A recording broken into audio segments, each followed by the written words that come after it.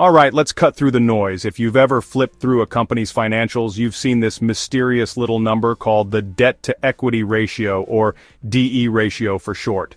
But what does it really mean, and why should you as an investor care? Here's the simple version. The DE ratio measures how much debt a company is using compared to its own money or equity to fund its operations and growth. Think of it like this. Imagine you want to buy a house. If you put down $100,000 of your own cash, but take out a $200,000 mortgage, your debt-to-equity ratio is 2:1.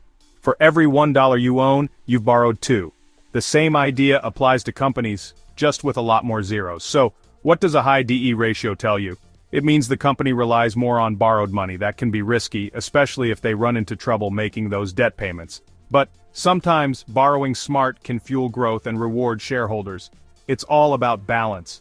Now, a low DE ratio means the company is using less debt and more of its own money. That can make it safer, but maybe it's not taking enough risks to grow fast. So as an investor, you want to look for the sweet spot, a DE ratio that fits the industry and the company's goals. Let's talk numbers.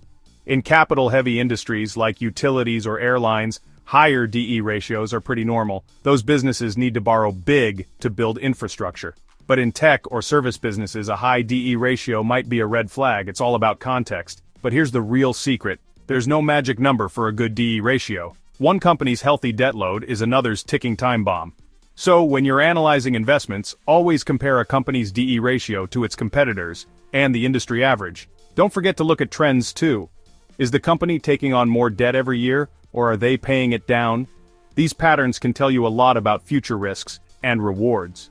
To sum it up, the DE ratio is your window into a company's financial health. It helps you see if a business is playing it safe or rolling the dice.